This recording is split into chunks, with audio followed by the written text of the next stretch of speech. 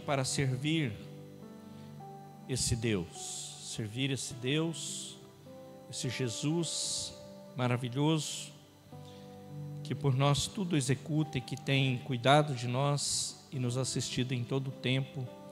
Eu engrandeço o nome do Senhor por isso, porque Ele tem cuidado de nós. Eu quero compartilhar uma palavra com a igreja hoje, com os irmãos que estão aqui, os irmãos que estão em casa e os irmãos que ouvirão ou verão esta palavra posteriormente. Marcas de uma igreja relevante e frutífera. Marcas de uma igreja relevante e frutífera. Eu quero orar pedindo a graça de Deus sobre nossas vidas.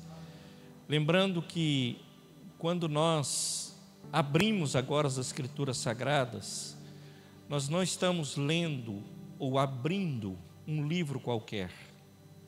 Nós estamos abrindo um livro que é sagrado. Ainda que você acompanhe e veja pelo telefone, pelo computador, pelo iPad, por qualquer outra lugar aí, entenda que ele é um livro sagrado. E nós precisamos ter esse temor em nossos corações daquilo que nós estamos lendo. O livro que nós estamos lendo, a palavra que nós estamos lendo, qual é ela? Então isso precisa ser registrado aos nossos corações, às nossas vidas, para que possamos entender o que é que nós estamos lendo e até por quê. Porque aqui estão as respostas para nós. Nesse livro sagrado estão a resposta, a direção, está a cura, está a libertação, está a prosperidade, tudo está aqui, está neste livro. E nós precisamos entender isto em nome de Jesus, para a glória de Deus Pai. Amém, igreja? Então eu quero que você abra muito o seu coração. Eu quero falar um pouco sobre isso, em nome de Jesus. Pai, eu te agradeço porque chegamos até aqui. O Senhor cuidou de nós, o Senhor nos abençoou e o Senhor tem nos abençoado. Obrigado por esse tempo tão precioso, tão maravilhoso que temos de estar aqui. Agora, ouviremos a palavra de Deus, abriremos as Escrituras Sagradas e nós vamos expor um texto, e que o Senhor nos ajude, o Senhor nos oriente, o Senhor nos capacite. Eu sei da responsabilidade de tudo isso, porque eu acabei de dizer, não é qualquer coisa que nós estamos tratando, é com a palavra de Deus. Fala conosco, abre os nossos ouvidos, nos dá entendimento, abre o nosso coração e a terra seja preparada para que esta palavra ela frutifique e seja bênção para nós, não só hoje, mas para todos sempre, em nome de Jesus. Amém e amém. Atos capítulo 2, terminando o livro de Atos, do verso 42, e eu vou ler até o 47. Atos 2, 42 ao 47. Atos dos Apóstolos, nós sabemos que o autor é o Lucas, o doutor Lucas, médico, que escreve o livro de Atos. Para nós entendermos aqui onde estamos, Jesus havia morrido, crucificado, e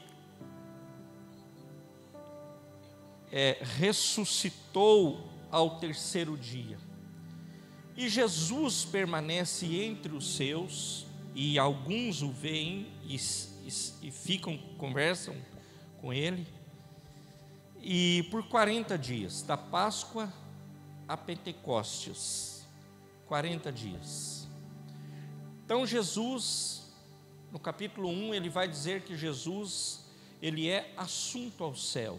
Então, aí ele desliga totalmente da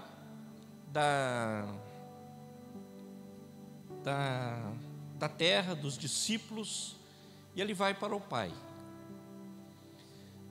Então, e começa então a história desses 12 discípulos plantando uma igreja. Então, nesses dias, onde nessa semana, propriamente, mais exatamente dizendo, no próximo final de semana, nós celebramos 21 anos desta igreja. E eu quero falar exatamente, eu sempre prego uma palavra para além dessa estrutura, para além dessas paredes, sempre. Eu acho que eu fui vocacionado para isso. Mas hoje eu quero trazer essa palavra para dentro, para nós, para você, para mim, para a sua família, para a minha família, para nós. Eu sei que outros nos ouvirão e nos ouvem, eu agradeço a Deus pela vida de cada um deles, que não são membros dessa igreja, mas também serão alcançados e abençoados da mesma forma, em nome de Jesus, porque é a igreja do Senhor que está em movimento.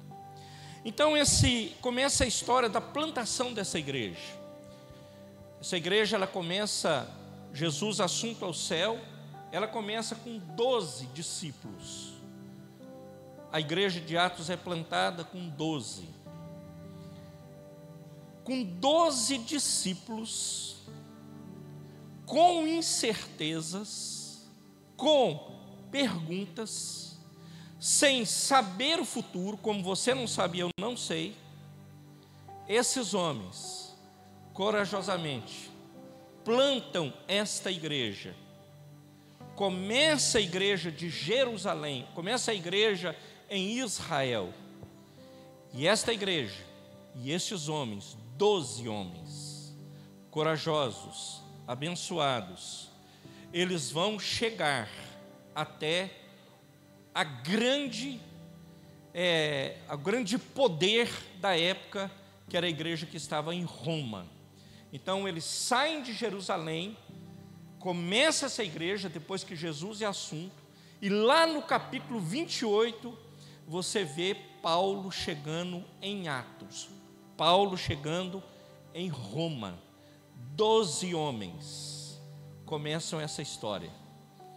Essa história de Atos é uma história, o livro de Atos é um livro histórico. Ela é maravilhosa, porque, meus irmãos, ela vai trazer a marca dessa igreja relevante e frutífera, e que tem no coração desses homens desafios, que tem no coração desses homens incertezas, mas eles se levantam, arregaçam as mangas, com perseguições, com lutas, com dificuldades, e eles vão para frente. Deus, Ele tem a forma de Ele trabalhar, e Ele sempre trabalha perfeitamente, sempre perfeito. Eu mesmo já disse isso aqui, por vezes Deus levanta, quando você vê isso lá em Atos 8, 9, você vê a igreja sendo perseguida, e a igreja dispersa, e vai, e ela é quase que impulsionada, mandada para pregar o evangelho. Às vezes Deus usa isso. Agora, meus irmãos, eu não oro por isso, e não deveríamos orar que Deus persiga a igreja, ou que Deus permita que a igreja seja perseguida. Deus perseguir é terrível, né? Que Deus permita que a igreja seja perseguida. Muitas igrejas, por exemplo, não existe igreja na Coreia do Norte, por perseguição. Daqui a pouco não vai existir no Canadá, por perseguição. Daqui a pouco, em muitos lugares da Europa, não tem mais igreja, por perseguição. Então, como é que você vai orar para perseguir a igreja? Não podemos. Nós temos que orar para Deus fortalecer a igreja. Esse é o nosso papel. Amém, igreja? Então, meus irmãos, essa igreja, sob a liderança de Pedro e Paulo, os dois principais atores aqui da história, ela vai avançar e vai ser uma igreja relevante e frutífera, com todas as dificuldades que você e eu conhecemos, todas elas. Paulo vai falar, Pedro primeiro, né, que começa por ele, Paulo vai falar aos judeus, primeiramente, e Paulo vai falar aos gentios, a igreja gentílica, os judeus que não sabiam quem era Deus, quem era, e Paulo vai ensiná-los, e vai trazê-los a Cristo, ao arrependimento. Então, meus amados, essa igreja, quando você vê no capítulo 1, nós não vamos ler, no versículo 15, ela tem 120 pessoas, já é uma boa igreja, para nós seria uma igreja top, no nosso caso aqui. Depois, no capítulo 2 mesmo, no versículo 41, a palavra fala que tem 3.000 pessoas. Depois, salvo engano, no 4 ele vai falar de 5.000 pessoas. E aí, do meio para frente, ele já não conta mais, ele fala de multidões. Ele não dá mais número, ele conta as multidões que iam se convertendo. Uma igreja de 12 homens. Ela vai mudar a história da humanidade. Eu olho para dentro hoje.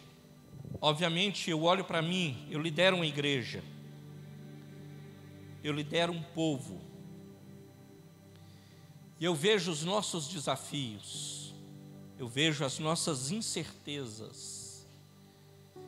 Eu vejo o quanto nós precisamos avançar.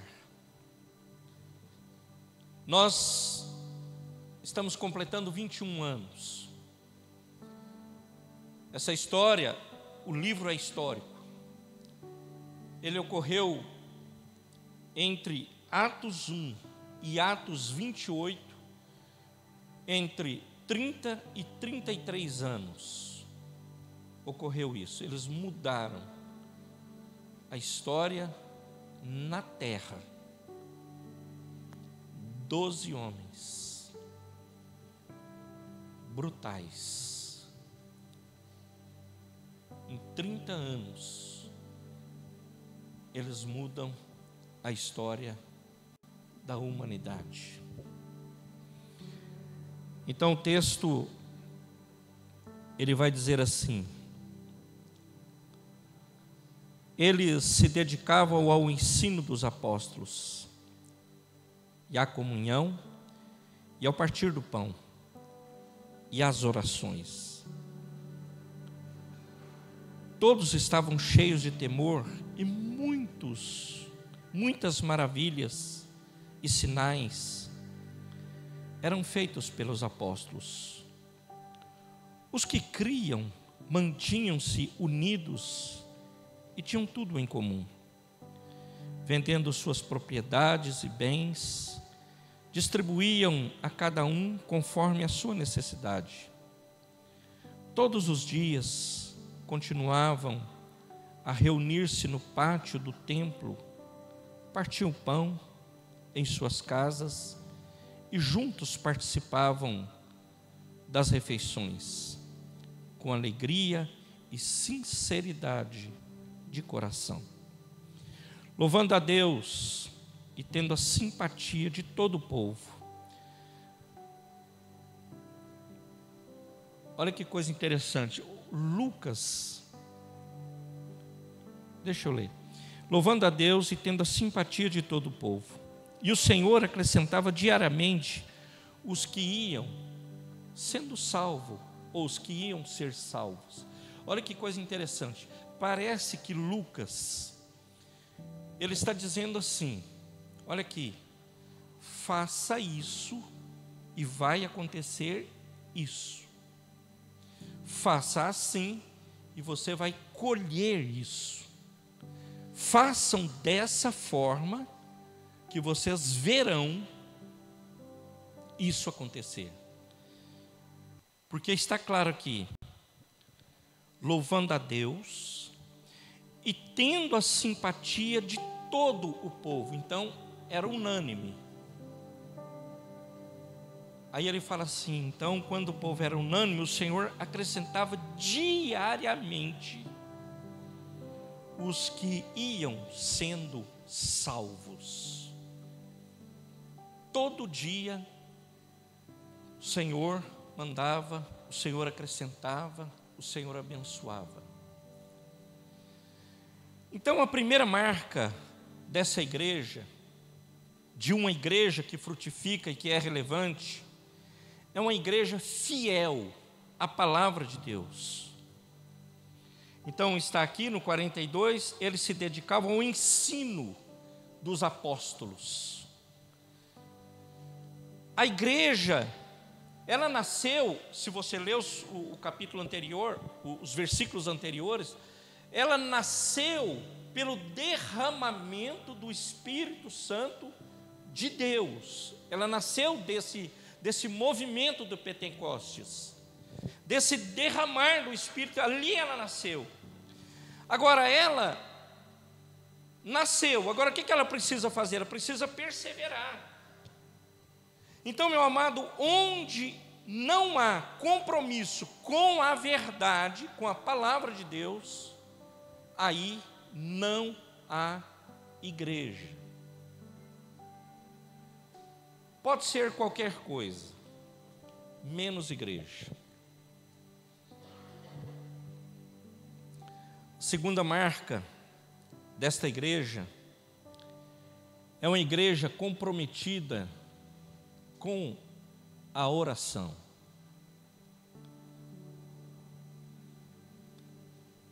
A igreja, ela nasceu num clima de intensa oração.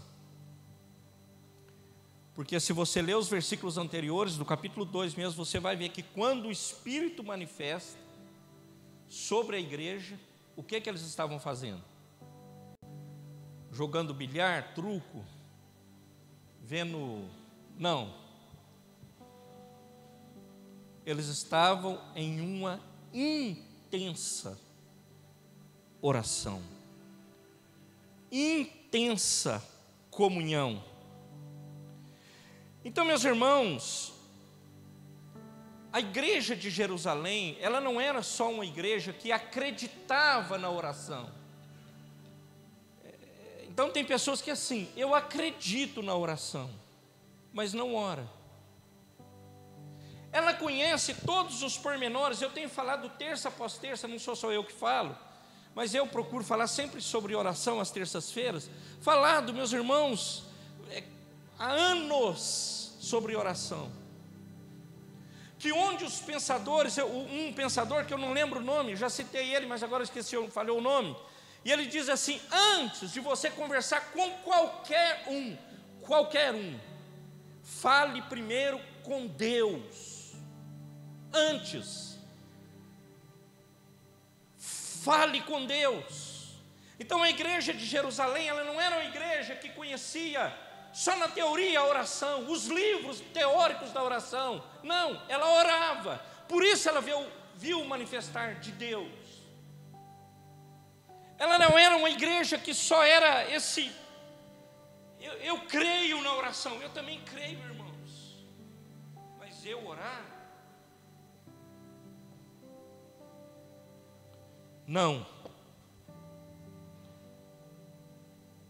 Ontem o Júnior falou lá em Boituva, pastor.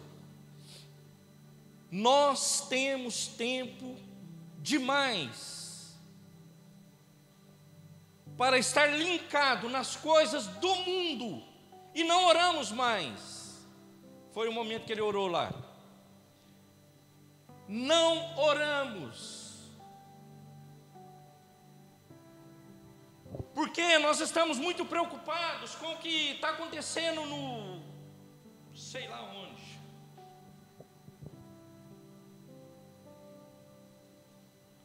Eu ouço a voz do mundo. Ele falou isso lá ontem. Porém, eu estou muito ocupado para ouvir a voz de Deus. Daí eu não oro, porque eu ouço o mundo. O mundo é muito bom de ouvir, é muito gostoso, ele me faz bem. Não para mim, tá? Eu estou liberto disso. A oração, ela foi e era o oxigênio da igreja primitiva. Era a oração. Por isso que ela foi essa igreja que frutificou e foi relevante. Quando ela orava, os presos eram soltos. Você lê isso em Atos. Os enfermos eram curados, os endemoniados eram libertos, portas do evangelho eram escancaradas. E a palavra de Deus prevalecia.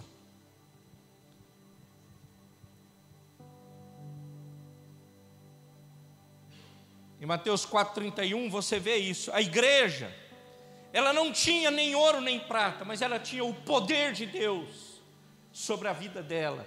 Ela não tinha ouro e não tinha prata, mas ela tinha o poder do Senhor sobre a vida dela. Ela tinha intimidade com Deus. A oração intensa, ela atrai a presença de Deus sobre nossas vidas. Hoje, por Jesuscidência, no meu devocional,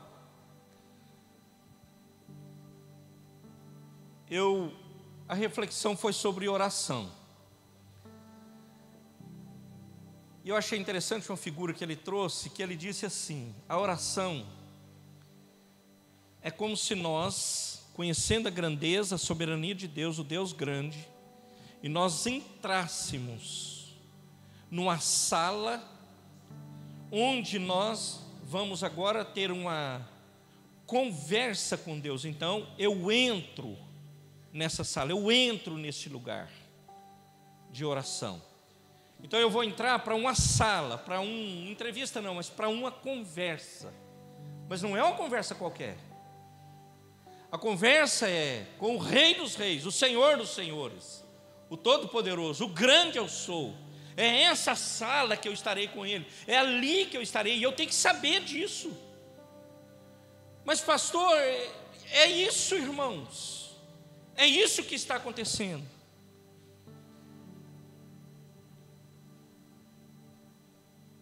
Essa é a segunda marca da igreja, uma igreja que ora, uma igreja que faz contínua oração. A terceira marca, uma igreja comprometida com a santidade. Ele vai dizer aqui no 43, todos estavam cheios de temor, e muitas maravilhas e sinais eram feitas pelos apóstolos. A igreja que impactou o mundo, ela apresentou ao mundo um novo estilo de vida, que é, meus irmãos, hoje, essa indiferença que há quando o cara diz assim, por exemplo, crente, estou falando negativamente, positivamente, o Augusto falou isso até quinta-feira aqui. Positivamente bom, que o cara está dando testemunho positivo, mas muitos estão dando negativo. E ele fala assim, crente, esse aí? Esse aí é crente? Não pode ser. Não mudou nada, nada. O cara fala que é crente, frequenta a igreja, é fiel no que diz respeito a finanças da igreja, dizendo dízimo e oferta, é fiel, é batizado,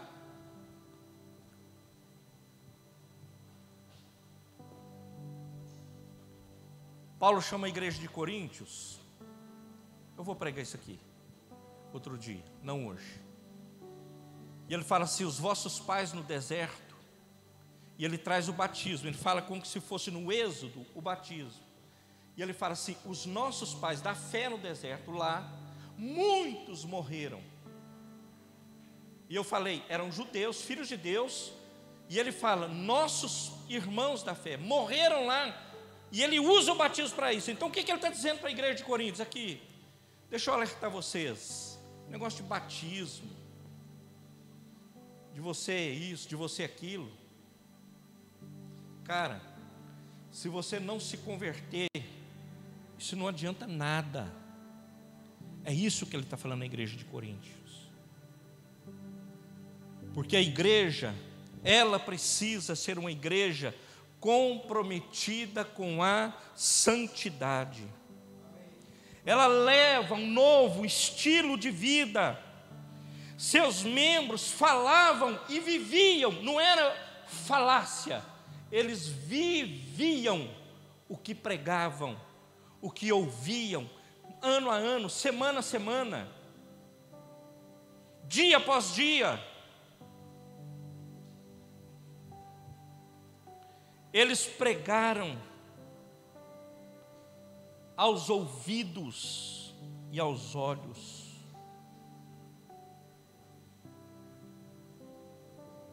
Falei do 3. Quando o coxo vai pedir a esmola para Pedro e João, Pedro olhou para ele e falou assim, tirou, não estava de óculos não, olhou para ele e falou, olha para mim. Fitou os olhos nele, falou, olha para mim. Quantos crentes hoje não têm coragem de falar isso? Não tem coragem de dizer para um ímpio, olhe para mim.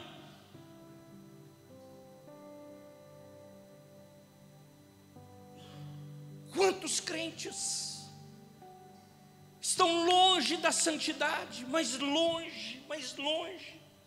Irmão, e nós nem pensamos, e se Jesus volta?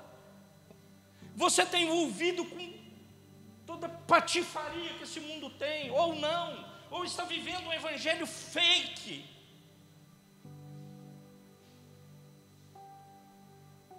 E se Jesus volta, Zé, como é que você faz? Como que você vai se apresentar diante de Deus? Quais são os seus frutos? O que é que você tem produzido? Ou você é um ou uma que vive de passado, reclamando, deliberando sobre coisas passadas, que já foi, esqueça, e siga em frente uma vida de santidade, para a glória e louvor do nome do Senhor. Amém, igreja? Eles tinham coragem e eram exemplo para o mundo. É isso que nós devemos ser. Estamos aprendendo o José lá no Gênesis. Honestidade, integridade, fé. Filho do Zé, um homem íntegro.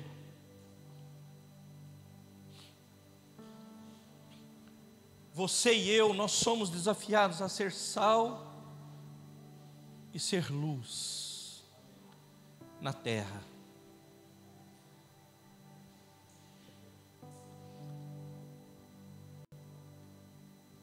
Somos desafiados, eu sei que somos. Mas é uma bênção.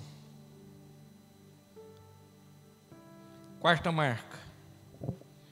Uma igreja onde reina o amor prático. Eles viviam juntos, partilhavam a vida e os bens.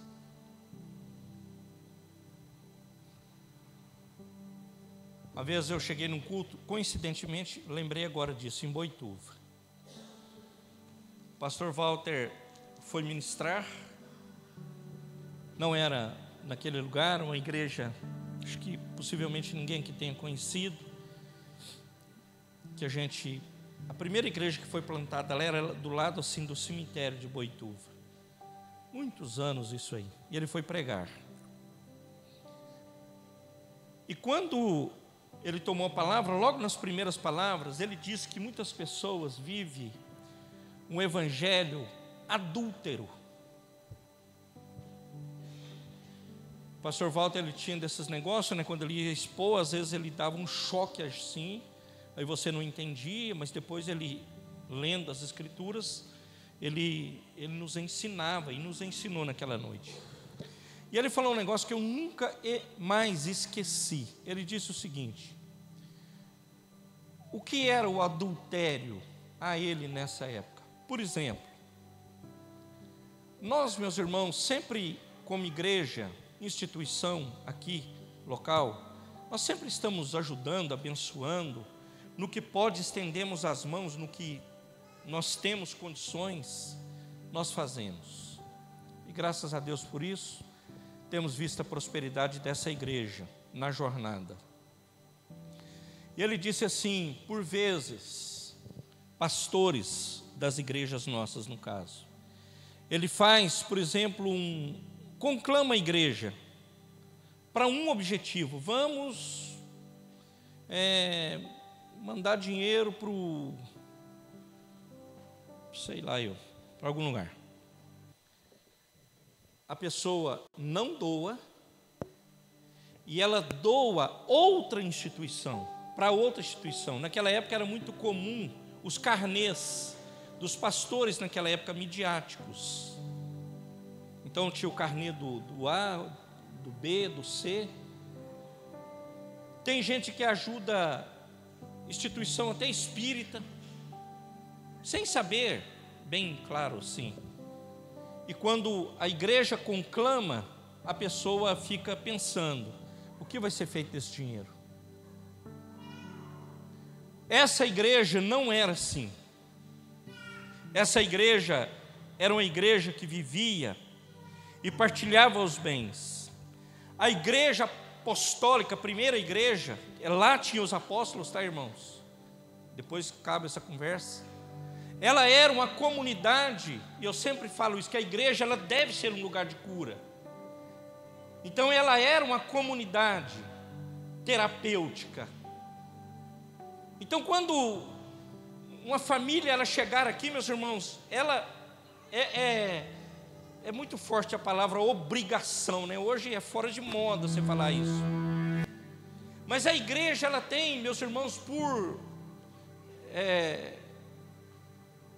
ela tem como responsabilidade ajudar essa família a ela caminhar, porque ela precisa ser essa comunidade terapêutica para cura, para libertação, para transformação, para pegar e começar a levar essa vida para frente e abençoar ela. Numa sociedade ferida, depressiva, aos montes,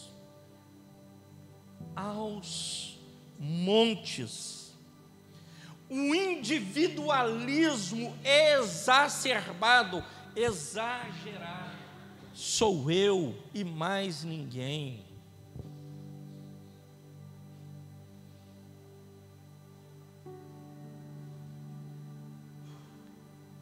O mundo quebrado pelo pecado, quebrado pelo pecado.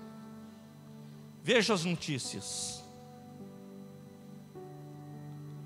A igreja de Cristo é a única eu não vou falar que é a maior, é a única esperança para a terra. É a igreja de Cristo. Não tem outra. Não tem outra coisa. Pastor, dólar, não. Euro, não. Ien, não. Franco suíço, não. Não. É a igreja de Cristo. A igreja que leva Cristo. Ela é a esperança para o mundo. Agora, o que o Salmo 133 fala? Ao quão bom e quão suave que os irmãos vivam em união. Então, meus irmãos, essa união, quando você lê o Salmo, ela vai trazer, ela vai atrair uma unção de cura. A igreja que estava sendo plantada, ela tinha um relacionamento vertical, horizontal e vertical. Isso é a cruz, né? Ela é vertical e ela é, de novo, horizontal e vertical. Ela tinha esse relacionamento. Então gente boa, como é que eu sou igreja? Irmão, isso é o beabá do discipulado, brother. Eu trato a pessoa com casca e tudo. Trato de qualquer jeito. Agora não, se eu tiver interesse, eu tenho um interesse na vida do Augusto, mas o interesse, eu quero saber de bens dele. Aí sim, eu trato ele legal.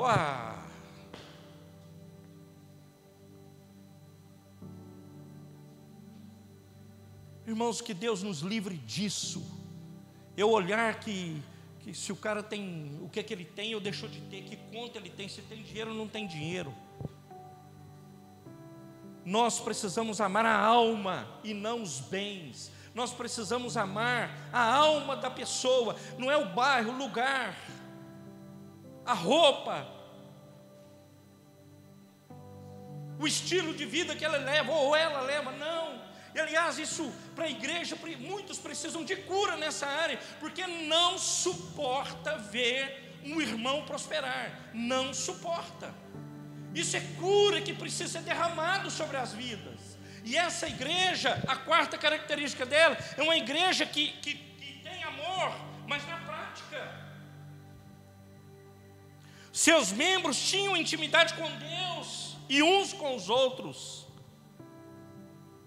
O resultado, 46 e 47, os versículos. Naquela igreja, ela tinha abundante alegria. Abundante alegria. Esse era o resultado.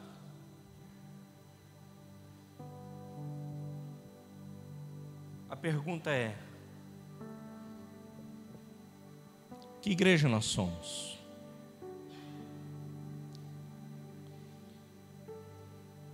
Que igreja nós somos?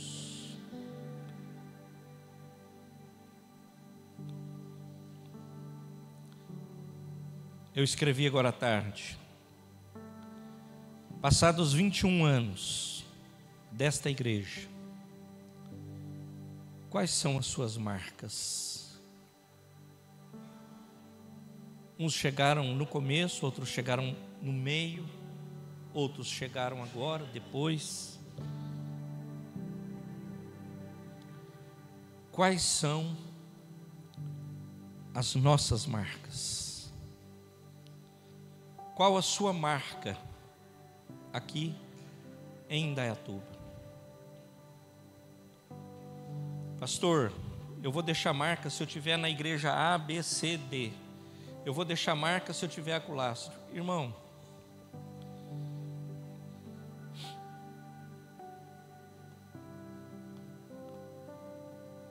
Deus, Ele realizou esses atos, essa obra exponencial no passado, e Ele continua a realizá-las até o dia de hoje. Ele realizou no passado e Ele tem poder para realizar em nossos dias. Agora, se você e eu não estamos caminhando de acordo com o que é ensinado, que o Senhor, Ele nos coloque nos trilhos da verdade, nos trilhos da santidade, nos trilhos daquilo que a palavra de Deus, ela tem nos ensinado. Que marcas nós temos deixado? Quais são as marcas? Qual o valor que você dá para esta igreja? ou para a igreja? Qual o valor que você dá para essas vidas? São poucas vidas, mas qual o valor? Qual o valor? Qual o valor que o teu irmão tem para você? Qual o valor?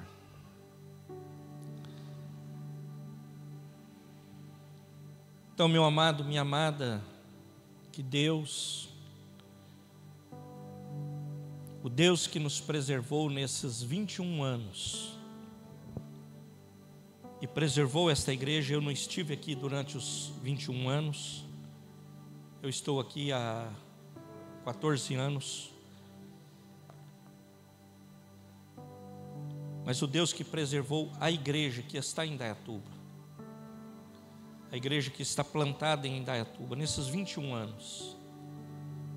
Na quinta-feira nós vamos fazer um culto bem legal aqui, a história de todos nós. Vai ser bem legal, para os que vierem, obviamente, que normalmente não são muitos, são bem poucos. Bem poucos mesmo. Que marcas nós temos deixado? Tem pessoas que têm histórias maravilhosas aqui dentro. Muitos já vazaram, foram caçar outros lugares e lá se assentaram. Outros, graças a Deus, estão permanecendo. Tem histórias maravilhosas, mas infelizmente não valoriza a história de todos nós.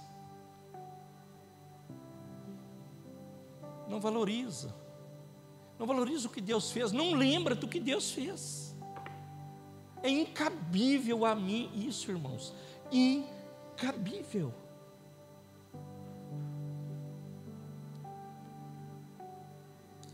É incabível. Eu não dou valor, como se fosse a coisa mais normal do mundo o que aconteceu. Normal, pastor? Normal, cara.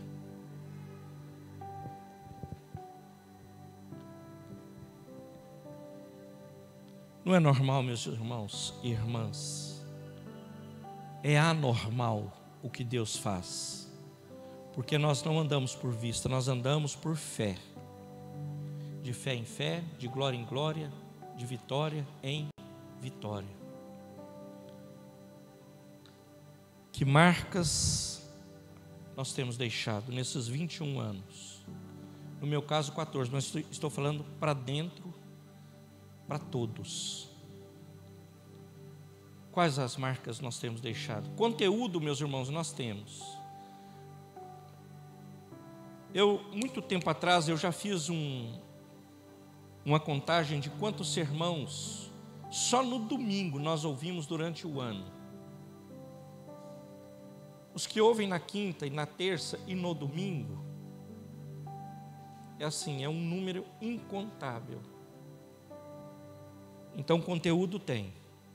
Pastor Hélio um dia falou aqui nesse altar, ele falou assim: você ou vocês não vão poder chegar diante de Deus e dizer: eu não sabia. Você sabe. Você sabe. E aí, brother? Arregaça as mangas e trabalhe para o Senhor. Arregaça as mangas e faça diferença. Faça diferença. Arregace as mangas e seja relevante, seja frutífero. Arregace as mangas e seja uma bênção para esta geração. Arregace as mangas e as pessoas, ao invés de te evitarem, elas desejem estar com você. Elas queiram estar com você.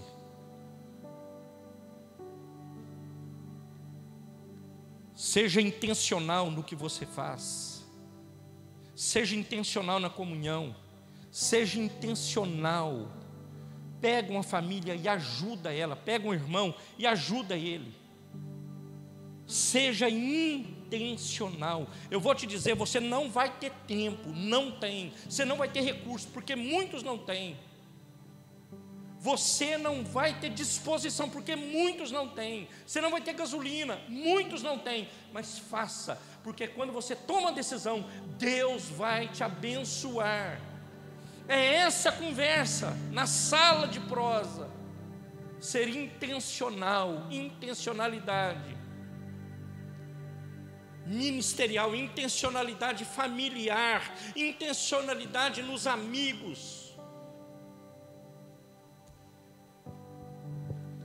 Que Deus nos ajude. Ele sabe quanto Ele sabe das nossas necessidades, o quanto necessitamos da ajuda dEle, para que essa igreja possa multiplicar e ser bênção nessa cidade.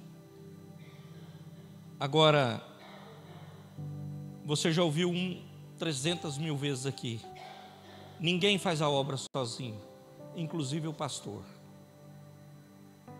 Não faz. E fazer a obra não é pegar microfone, fazer a obra não é pegar violão, pegar guitarra, pegar microfone. Obra não é isso, irmãos. Isso é ministério, é outra coisa. A obra não é aqui, a obra está lá fora. É lá que está acontecendo o negócio. Não é um dia na semana, são os outros 6 dias da semana que o chicote está estralando. E lá familiares estão morrendo sem Cristo, sem Jesus, morrendo no pecado, na licenciosidade, perdidos. É lá o nosso principal desafio. Ah, mas é bom pegar o microfone, irmãos. Nem todos pegarão o microfone, nem todos, mas muitos, sem pegar o microfone, serão mais relevantes talvez do que um pastor, porque ele vai fazer o que Cristo mandou que fizéssemos, que é pregar o evangelho a toda criatura, onde quer que você vá, e de pregar o evangelho a todos.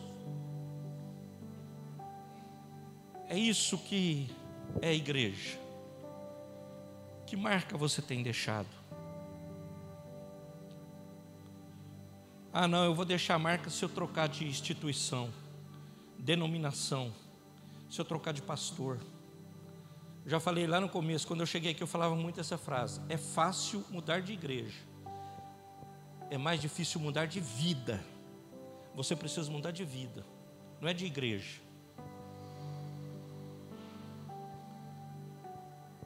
É isso que... Lá no começo eu falava muito isso, que teve gente que mudou de igreja, hein? Que Deus te ajude, que Deus me ajude, em nome de Jesus, para a glória dEle.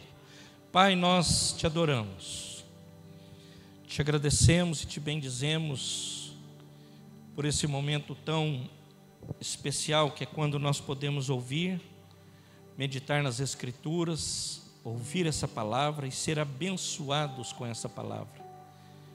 Obrigado por essa riqueza tão exponencial nesses versículos de Atos, por essa igreja que foi plantada por homens corajosos, abençoados, cheios do poder e da graça de Deus, homens de oração, homens comprometidos com a palavra, homens que amavam, que contribuíam, que semeavam. Deus, que bênção nós pensarmos sobre isso. Nos ajude, Senhor, nos abençoe. Trate nossos corações, não permita que a gente caia nesse marasmo, nessa mesmice. Deus amado, sejamos intencionais, sejamos abençoados para abençoar. Em nome de Jesus, para a glória de Deus Pai. Nos ajuda e nos abençoe. Para a glória de Deus, para a glória de Deus, para a glória de Deus. Obrigado, Senhor. Obrigado, obrigado, obrigado. Obrigado pela existência desta igreja, por esses irmãos, por essas irmãs, que corajosamente têm servido neste lugar. Sejam todos abençoados, fortalecidos, e que eles multipliquem, em nome de Jesus. Para a glória do Senhor, oramos agradecidos. Amém e amém. Amém.